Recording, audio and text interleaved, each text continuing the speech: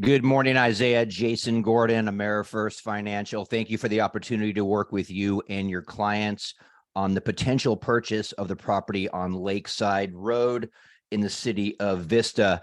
I am preparing this video for you today and for your clients because the 2-1 buy down option is pretty complex, and I want to give you all the information that you folks would need in order to better decipher the actual numbers and logistics here. I'm going to do a screenshot in just a moment. I do apologize. I'm working from home today, so you got me in casual dress.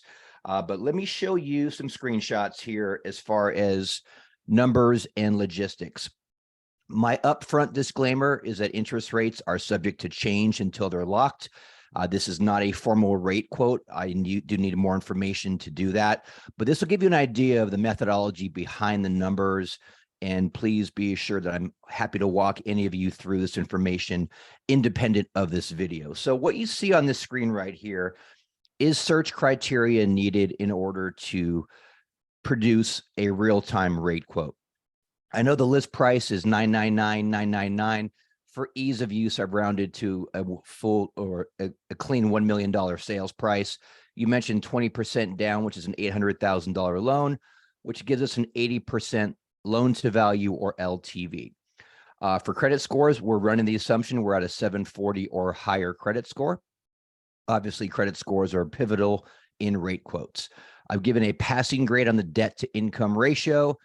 This is a primary residence, meaning that the clients would occupy this property as their primary residence. Single family, 1 unit here in San Diego, looking at a conforming 30-year fixed quote. So when I hit submit, I get real-time quotes. I work for a direct lender. We have several different investors throughout the country here. The top ones usually pop up here. I'm going to go with not the actual best. I'm going to go with one that's nice and clean here with a 100 next to it. I'll explain what that means in just a moment here. But when I hit this button here, I isolate the one lender's rate sheet. And what you see on here are a whole bunch of numbers here. This is what a actual rate sheet looks like. And so one of the first things we see here are there are many different interest rates. So when someone says, what's your rate? We have a lot of rates. Okay. And so this column right here where the rates are works in harmony with this column over here, which is the P&I, the principal and interest portion of the payment. Does not include property taxes or homeowners insurance. And these numbers are rounded to the nearest dollar. Now, what changes throughout the day and during the day or overnight between days is the column right here, which is the price of each interest rate. This column works in harmony with this column. So just for the ease of this video here, we want to find what we call par, which is 100. That's kind of like sea level. If you're at the beach looking at the ocean, where the ocean and the sky meet, when we have 100 here, that means we're paying no points and getting no credits. If we go lower rates, the cost over here gets higher. This is the idea of paying points. Conversely, if we go higher on rate, we start getting negative numbers here. These are credits. And this is just one of the many lenders we have. I'm going to use this as a baseline for the next image I'm going to show. But let's just say that we are quoting a 30-year fixed, what we call par. So no points, no credits at 7.125.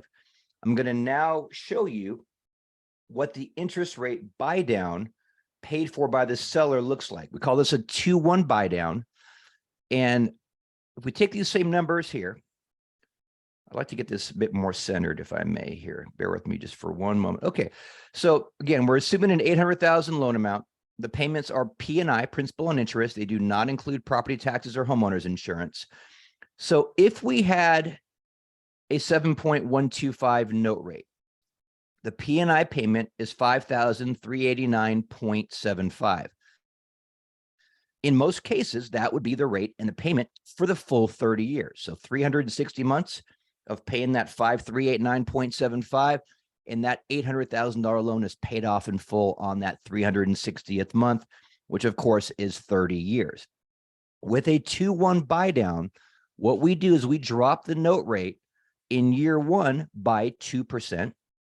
In year 2, we drop it by 1%. And then years 3 through 30, you do pay the note rate. So if we look at this here, I did the numbers ahead of time. In year 1, we're at 5.125. That P&I payment drops to $4,355.90, which is a savings of $1,033.85 per month. If we add up the entire 12 months of that savings, we have a $12,406.25 seller paid buy down. In other words, a seller is paying the difference between the 5389 and the 4355.90, which again is just over $1,000 multiplied by 12 months, just over $12,000. Now in year two, we go up 1%. So now we're at 6.125. That P&I payment is now $4,860.88. Despite the higher rate, we're still saving $528.87 per month for that next 12 months. Multiplied by 12 months, it's an additional $6,346.39 paid for by the seller. So if we take these two numbers in red font and we add them up, we have a total amount here of $18,752.64.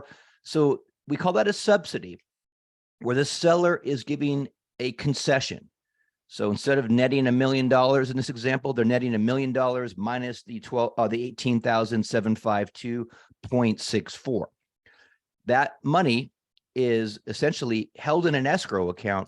Now, here's what's nice, and I'll go over really quickly in just a moment here why we believe interest rates are going to drop soon.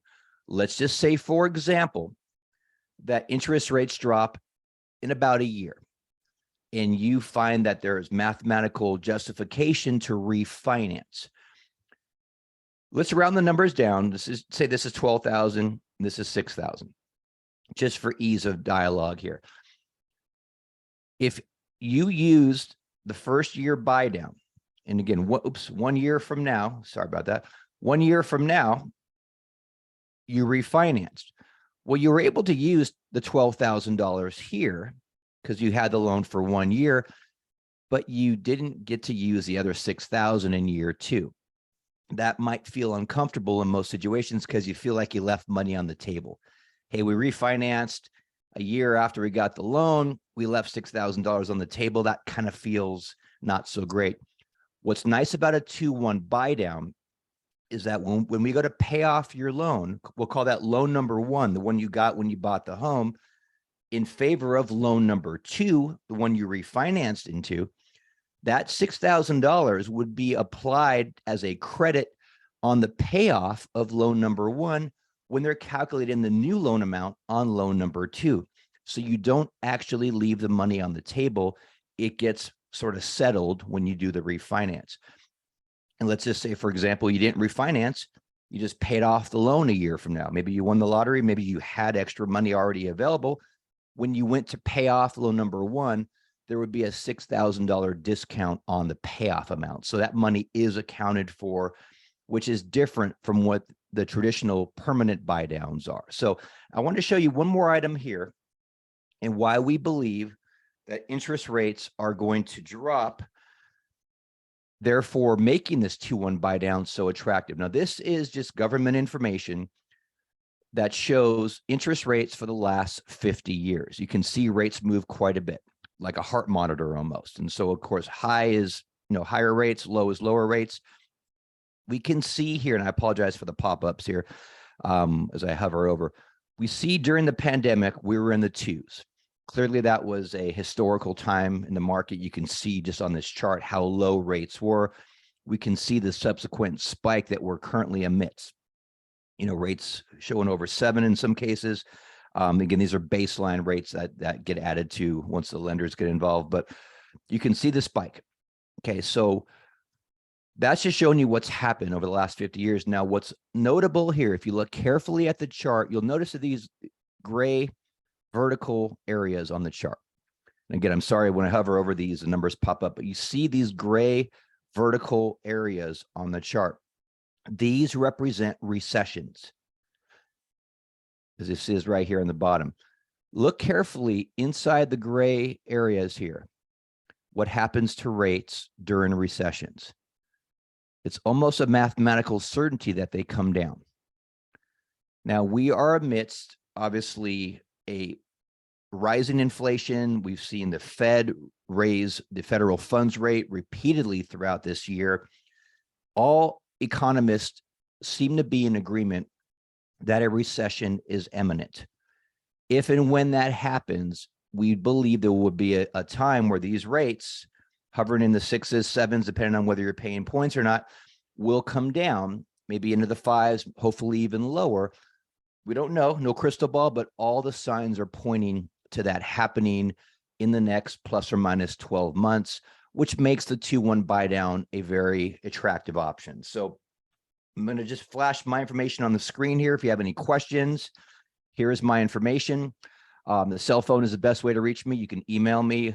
If you wanted to do some research on me before contacting me, I have produced an electronic business card, which you can find at vipborrower.com. In that link and on that site, you can download information about my online reviews, my social media, my mortgage calculators, even the loan application. So feel free to reach out to me if I could be any further assistance. I appreciate your time and hope to speak with you soon. Take care.